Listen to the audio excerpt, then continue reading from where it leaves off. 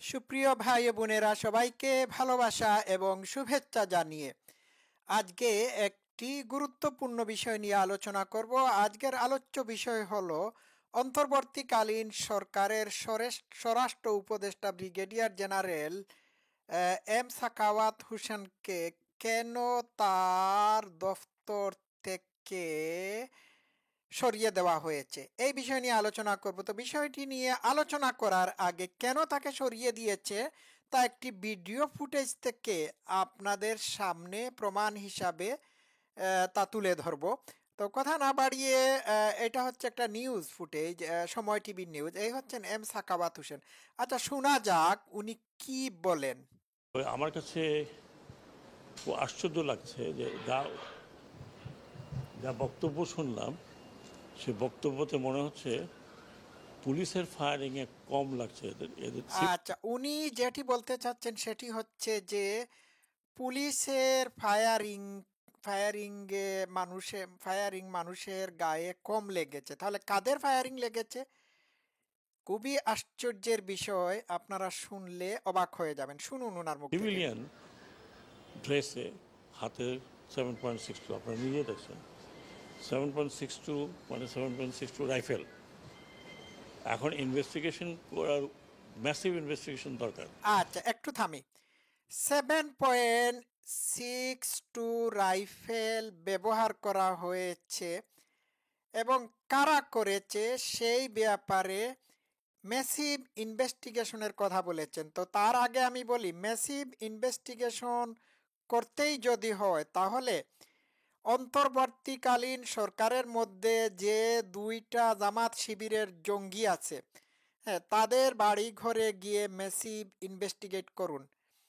এই যে জামাত ইসলামের ডাক্তার শফিকুর রহমান, সে যখন মেডিকেল কলেজে উসমানী মেডিকেল কলেজে পড়তো, তখন সে ইসলামী ছাত্র শিবিরের নেতা ছিল। সিলেট উসমানী মেডিকেল কলেজকে সে অস্ত্রের গুদামে পরিণত করেছিল। মীর কাসিম আলী সহ আরো যারা সিলেটের ইয়েতে ওই সুলেমান হলে মানে তাদের জামাত শিবিরের সমাবেশ করেছিল। সেই সমাবেশে এই আজকের জামাতের আমির ডাক্তার শফিকুর রহমান ভারী অস্ত্র রেখেছিল। এই সুলেমান হলকে অস্ত্রের গুদাম বানিয়েছিল। এগুলোর উদাহরণ আমার কাছে আছে। সুতরাং প্রতিটা ইসলামী ছাত্র শিবিরের সমন্বয়কদের বাড়ি বাড়ি তল্লাশি করা হোক। আপনারা 7.62 রাইফেল সহ দা, কুড়াল, খুন্তি, হ্যাঁ, সব কিছু পেয়ে যাবেন। এদের প্রত্যেকটার বাড়ি হচ্ছে অস্ত্রের গুদামঘর। ঠিক আছে? যে এরা কারা, কাদের হাতে এই রাইফেল, যেটা প্রহিবিটেড রাইফেল। এটা নিষিদ্ধ রাইফেল। আপনি বলছেন এরা কারা? এরা আপনার সরকারে যারা আছে তারাই। এরা জামাত শিবিরের জঙ্গিরা। জানেন না? প্রমাণ দেখাবো, শুনি। কাদের হাতে এটা আসছে, এই এলাকাতে কে কারা দিচ্ছে? এখানে শটগানও আছে। এখানে আমি যে কজনের দেখলাম, আমাদের ডাক্তার সাহেব যেগুলো দেখালেন, এগুলো পুরো বুলেট 7.62। তো এইটা তা শুনলেন তো, 7.62 বুলেট। এটা নিষিদ্ধ বুলেট। হ্যাঁ, তো ডাক্তাররা কিন্তু দেখিয়েছে। ডাক্তাররা কিন্তু চুরি করে শিবিরের গুদাম লুটপাট করে এইগুলো নিয়ে আসে নাই। শুনুন। খুবই, আমি বলবো যে উদ্বেগজনক। এক তো পুলিশের হাতে আছে, ইউনিফর্মে তার হাতে আছে, কিন্তু সিভিল ড্রেসে কারা আনসার এলাকাতে গিয়ে, তারা বাইরেও হয় নাই, তারা কিন্তু আনসার গেটের মধ্যে তাদেরকে এরকমভাবে ফায়ার করছে। আরও নাকি আচ্ছা, সিভিল ড্রেসে গিয়ে আনসারদের উপর কারা ফায়ার করতে পারে বলুন তো দেখি? জামাত শিবিরের জঙ্গিরা ফায়ার করতে পারে। বুঝতে পারলেন? এতে কি এতে কি আর কোনো কিছু প্রমাণ করার আছে? এখানে তো মাত্র 7-8 জন। ওদের আনসার যে হসপিটাল ফ্যাসিলিটি সেখানেও আছে। তো এটা খুবই মারাত্মক। মানে তার মানে হচ্ছে যে আমরা সিভিলিয়ানকে আর্ম করেছি। আচ্ছা, সিভিলিয়ানকে কারা করেছে? হুম তো আমি একটা কথা বলতে চাচ্ছি, সেটি হচ্ছে যে এই সত্যটি তুলে ধরার কারণে তাকে তাকে তার পদ থেকে সরিয়ে দেওয়া হয়েছে। তিনি প্রকৃত সত্য প্রকাশ করে ফেলেছেন। এই আন্দোলনের ভিতরকার ষড়যন্ত্র কি ছিল, কারা সাধারণ শিক্ষার্থীদের মিছিলে প্রবেশ করে সাধারণ শিক্ষার্থীদেরকে গুলি করে মেরে ফেলেছে, এটির জন্য তিনি উদ্বিগ্ন হয়ে ম্যাসিভ ইনভেস্টিগেশনের প্রয়োজনীয়তার কথা এইখানে তুলে ধরেছেন। তো এইটা বলার জন্য তাকে তত্ত্বাবধায়ক সরকারের দুই জঙ্গিরা ইউনূসের উপর চাপ সৃষ্টি করে তার স্বরাষ্ট্র উপদেষ্টা থেকে তাকে অব্যাহতি দেওয়ার মানে ঘোষণা দেয়, ঠিক আছে, এবং সেই কারণে তাকে তার পদ থেকে সরিয়ে নেওয়া হয়। এই মন্ত্রণালয় থেকে তাকে সরিয়ে দেওয়া হয়। তো ঢাকার সম্মিলিত সামরিক হাসপাতালে আহত আনসার সদস্যদের দেখতে গিয়ে সাংবাদিকদের স্বরাষ্ট্র উপদেষ্টা brigadier general M Sakhawat Hossain বলেন, আহত আনসার সদস্যের বক্তব্য শুনে আমার আশ্চর্য লেগেছে। পুলিশের ফায়ার গুলি কম লাগছে তাদের, সিভিলিয়ান পোশাকে 7.62 রাইফেলের গুলি লেগেছে। ম্যাসিভ ইনভেস্টিগেশন করা দরকার রয়েছে বলে তিনি বলেছেন, এবং 7 দিনের ভিতর এই অস্ত্রগুলো জমা দেওয়ার কথাও তিনি বলেছেন। তো উনি তো উনার বক্তব্য বলেছেন এরা কারা, আমি তো আগেই বলছি এরা হচ্ছে ইসলামী ছাত্র শিবির। তো এদের হাতে উনি বলেছেন এদের হাতে কারা 7.62 রাইফেল তুলে দিল। চিকিৎসারাও এই 7.62 রাইফেল দেখিয়েছে, সরি বুলেট দেখিয়েছে। তো এটি তিনি খুব উদ্বেগজনক বলেছেন, ঠিক আছে, উনার বক্তব্য আমি সাম আপ করলাম। এখন এইখানে দুইটা বিষয় লক্ষ্য করা প্রয়োজনীয় বলে আমি মনে করছি। এক, দুইজন সমন্বয়ক কি কারণে স্বরাষ্ট্র উপদেষ্টা ব্রিগেডিয়ার জেনারেল এম সাখাওয়াত হোসেনের পদত্যাগের ব্যাপারে হুমকি দিয়েছিল, এটির ব্যাখ্যা বিশ্লেষণ করব আমি। দুই, বিএনপি বা কি কারণে স্বরাষ্ট্র উপদেষ্টা ব্রিগেডিয়ার জেনারেল এম সাখাওয়াত হোসেনের পদত্যাগের ব্যাপারে বিক্ষোভ মিছিল করেছিল, কেন করেছিল। তো প্রথমটা আমি ব্যাখ্যা বিশ্লেষণ করি। এম সাখাওয়াত হোসেন বলেছেন যে ম্যাসিভ, খুব বড় ধরনের ইনভেস্টিগেশন করা দরকার। তো বড় ধরনের ইনভেস্টিগেশন করলে পরে আসল খবর বের হয়ে যাবে, তলের বিড়াল বের হয়ে যাবে।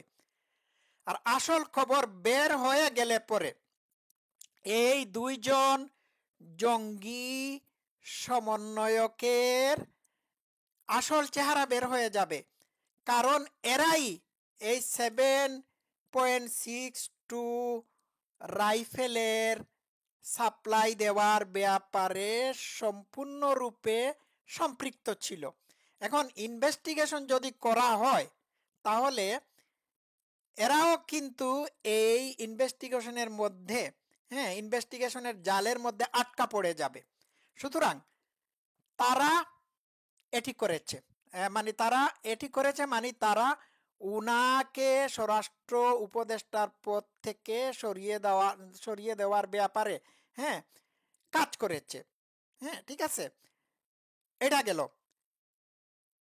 এখন আমি এইখানে 2 নম্বর পয়েন্ট বিশ্লেষণ করার আগে আমি এইখানে আরেকটি জিনিস বলতে চাচ্ছি, সেটি হচ্ছে যে এই যে এতদিন যাবত আপনারা শুনে আসছেন যে বাংলাদেশের পুলিশ সাধারণ মানুষকে গুলি করে মেরে ফেলেছে, গণ হত্যা করেছে, এইগুলো মিথ্যা কথা। এই সমস্ত কাজ ইসলামী ছাত্র শিবিরের ছাত্ররা অবৈধ অস্ত্র ব্যবহার করে সিভিলিয়ানদের বেশে সিভিলিয়ানদের মধ্যে ঢুকে গিয়ে এই কাজটি করেছে। বোঝা গেল কি গভীর ষড়যন্ত্র, ঠিক না? কিভাবে সারা দেশের মানুষকে এই জামাতের জঙ্গিরা ধোঁকা দিল আপনারা বুঝতেই পারেন নাই। আচ্ছা, বিএনপি কেন পদত্যাগের ব্যাপারে বিক্ষোভ মিছিল করেছিল? বিএনপিও বুঝতে পেরেছে যে তাদেরকেও এই জামাত শিবিরের জঙ্গিরা টার্গেট করে রেখেছে। তাদেরও মানে ক্ষমতায়, তাদেরকেও ক্ষমতায় তারা আসতে দিবে না। বুঝতে পারলেন? এখন প্রশ্ন হলো যে সিভিলিয়ানদের কাছে 7.6 রাইফেল কোথা থেকে এসেছে? কারণ এগুলো তো অত্যাধুনিক আর্মস। যতদূর জানা যায় যে এই ধরনের অস্ত্র নেটোর জুট এবং আরো কিছু জঙ্গিরা ব্যবহার করে থাকে। তো একটা জিনিস মনে রাখবেন, কুটা আন্দোলন ছিল শুধুমাত্র একটা ইস্যু, ভিতরে ছিল অন্য কিছু। বুঝতে পারছেন? ভিতরে অন্য কিছু কি ছিল? অন্য কিছু ছিল এক দফা এক দাবি, শেখ হাসিনা কবে যাবি। আজ না হয় কাল আপনারা বুঝতে পারবেন, বুঝার সময় এসেছে। সারা দেশব্যাপী এই ইসলামী ছাত্র শিবিরের জঙ্গিরা যে কাজগুলো করেছে, এইগুলো তারা পূর্ব পরিকল্পনা মোতাবেক করেছে। এগুলো সব ছিল প্রি প্ল্যান্ড। পুলিশের উপর হামলা করে পুলিশকে নিষ্ক্রিয় করে দেওয়া, এগুলো তাদের পূর্ব পরিকল্পনার অন্তর্ভুক্ত ছিল। হিন্দুদের উপর একজুট হয়ে একসাথে সারা বাংলাদেশে হামলা করা, এগুলো তাদের পূর্ব পরিকল্পনার অন্তর্ভুক্ত ছিল। হুম তাদের তারা এই যে বিভিন্ন জায়গায় মানুষকে দিগম্বর করছে, হ্যাঁ, তারপর ওই বঙ্গভবন পুড়িয়ে দিচ্ছে, সরি বঙ্গভবন না, ওই যে কি জানি, ঢাকা 32 নম্বর বাড়িতে, মানে ধানমন্ডির 32 নম্বর বাড়িতে বঙ্গবন্ধুর শোক দিবস পালন করতে বাধার সৃষ্টি করছে, হ্যাঁ, শিল্পী সাহিত্যিকদের উপর আক্রমণ করছে। এই সবগুলো তারা পূর্ব পরিকল্পনা মোতাবেক করছে এবং আজকে বিভিন্ন জায়গায় মানুষদের উপর নিপীড়ন নির্যাতন চালনা করাটাও হচ্ছে তাদের প্রতিশোধ স্পৃহাকে চরিতার্থ করার একটা প্ল্যান। এইগুলো তারা করবে। আরেকটা কথা মনে রাখবেন, 6 বছর পর্যন্ত ডক্টর ইউনূসকে ক্ষমতায় বসিয়ে তারা তাদের পরিকল্পনাকে বাস্তবায়িত করবে। প্রশাসনের সকল ক্ষেত্র থেকে তারা সবাইকে বিদায় দিয়ে তাদের মানুষ বসাবে। তখন তাদের মানুষ বসিয়ে দিলে পরে নির্বাচন দিলেই কি আর না দিলেই কি, সারা দেশ তো তাদের হাতেই চলে যাবে, ঠিক না? তখন আফসোস করবেন। ঠিক আছে, আজকে ইউনূসের সাথে যারা আছে, যে সমস্ত ছাত্ররা আছে, সমন্বয়করা আছে, এরা সবাই রাজাকার আলবদর। শেখ হাসিনা ঠিকই বলেছিলেন এরা হচ্ছে রাজাকারের নাতিপুতি। আরো খবর আছে, এরা মিথ্যা প্রপাগান্ডা গুজব ছালিয়ে দেশের মধ্যে অরাজকতা এবং বিশৃঙ্খলা সৃষ্টি করেছে। আমি একটা উদাহরণ দেই, তারা বলেছে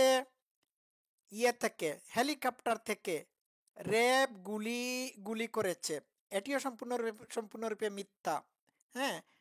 যখন ঢাকায় সকল ফায়ার ব্রিগেডকে পুড়িয়ে দেওয়া হয়েছিল, তখন বিভিন্ন জায়গায় তারা যে অগ্নিসন্ত্রাস চালিয়েছিল এবং এই অগ্নিসন্ত্রাসের কারণে যে সমস্ত স্থাপনা দাউ দাউ করে জ্বলছিল, এইগুলোকে আকাশ থেকে হেলিকপ্টারের মাধ্যমে নিভানো ছাড়া আর কোনো গত্যন্তর ছিল না। এইটাকে তারা করেছে, এটাকে তারা হাইলাইট করে সরকারের উপর দোষ চাপিয়েছিল। ঠিক আছে, এইগুলো হচ্ছে গুজব। আরো অনেক কিছু আছে, আরো অনেক কিছু আপনারা দেখবেন।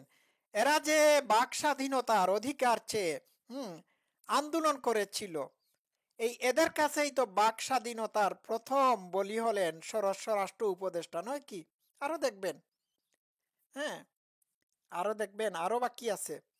সুতরাং এই মুহূর্ত থেকে আপনারা প্রস্তুত থাকুন, আবার একত্রীভূত হন, একতাবদ্ধ হয়ে এই জঙ্গিদেরকে যত দূর সম্ভব, যত যত তাড়াতাড়ি সম্ভব তাড়ান। সবাই ভালো থাকবেন। Love you all. Thank you so much.